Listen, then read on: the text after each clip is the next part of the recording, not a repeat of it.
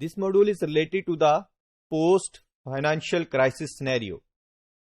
Actually, here we are going to discuss about what has happened when the financial crisis has occurred, and after that how things have moved. Actually, we know that the rise of globalization accompanied the basic principle related to the global order, that is the free market. Mean to say, different kind of institutions, economies and different kind of corporate sectors, they want to have free market access. So free market was the major slogan to ensure the rising of the financial globalization. Here important thing we can note down is the corporate power, which has grown, which has expanded over the time due to the financial globalization perspective. And these corporations are capable to produce huge quantities of output as well as generate large amount of employment. Therefore, their effect on political decision making was increased, and that was growing up. Specifically in 20th century, the collective power of these corporate sector actually has grown up, and these corporate sector is capable to influence different kind of economies in terms of their political decision making much more than whatever it can previously. Secondly, the alliance which has been established, that was considered alliance capitalism. Mean to say, now the new type of capitalism or new scenario of capitalism have evolved, which is known as alliance capitalism, in which transnational corporations have more strategic power, and they are going to have more global expanded network, and they are going to collide with each other in terms of making good strategies and expanding their global network. The policy making process was going to be influenced by these corporate sector, and now they have more alliance with respect to each other. They are colliding in terms of their relationship with other corporate sector, and they are going to have more influence on the governments. So automatically their influence on the government policy making, decision making has grown up, and transnational corporations are capable to eclipse the nation governments in terms of policy making and decision making regarding their social behavior.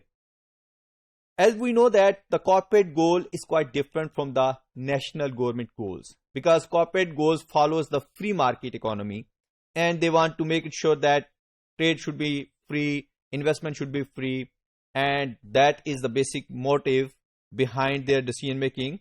On the other side, governments, because they are following the citizen goals, they want to make sure that their citizens must have much more welfare, they may have all opportunities for employment, and they should be well equipped in terms of their productivity and in terms of their resources.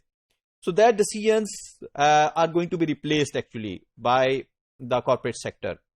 And the citizen goal, just like providing the environmental protection to the citizens, better working conditions, healthcare to the maximum people or masses, schooling, provision of schooling, electricity and water facilities. So all these are the major contexts regarding citizen goals, and that need to be followed by the government.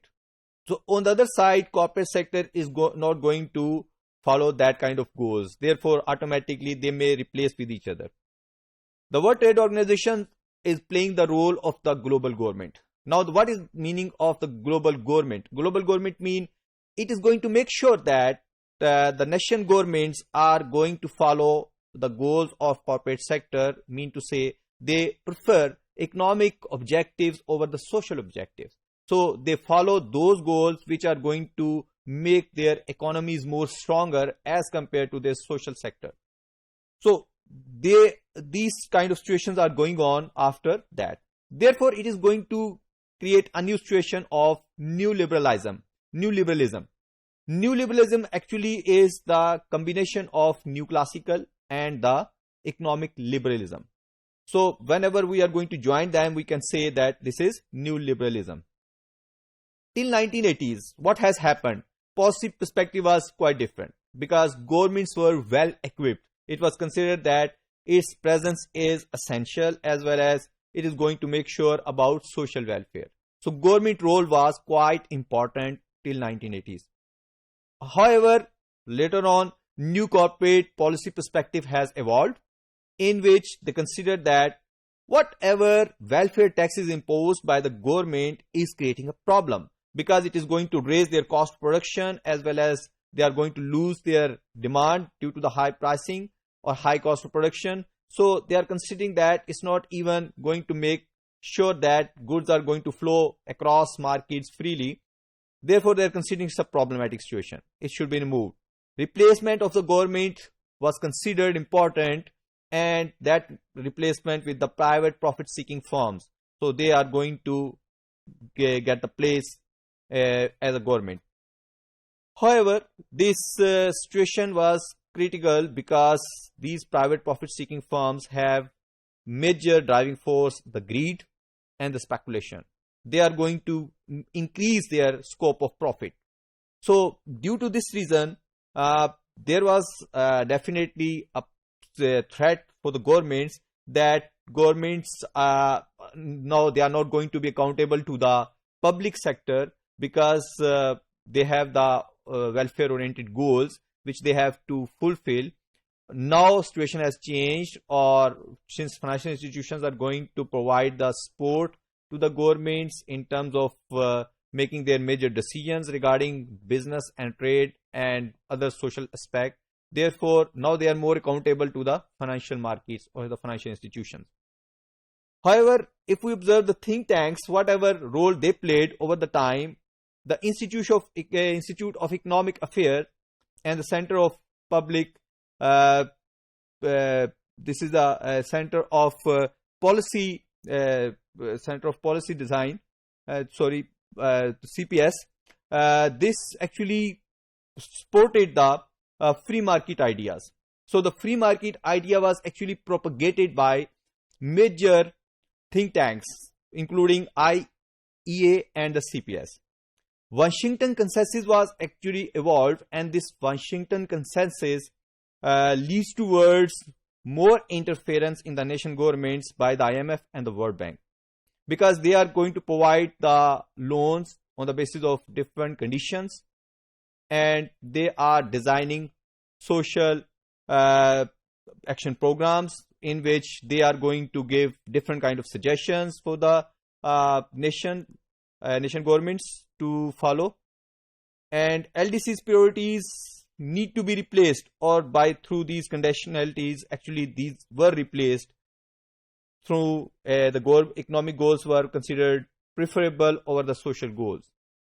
And three important functions or three important actions were required by these institutions. First was the free capital flows, and second is the removal of the regulations, specifically these regulations on financial markets and the financial institutions, and third is the independent central bank. And all these three important components are required through the Washington Consensus.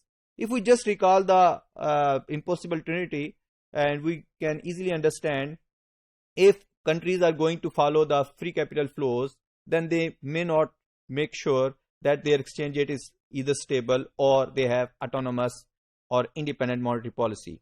So they have to compromise either on exchange rate or autonomous monetary policy. And since the countries are not going to lose the control over monetary policy, therefore automatically the whole burden lies on the exchange rate. So it became unstable.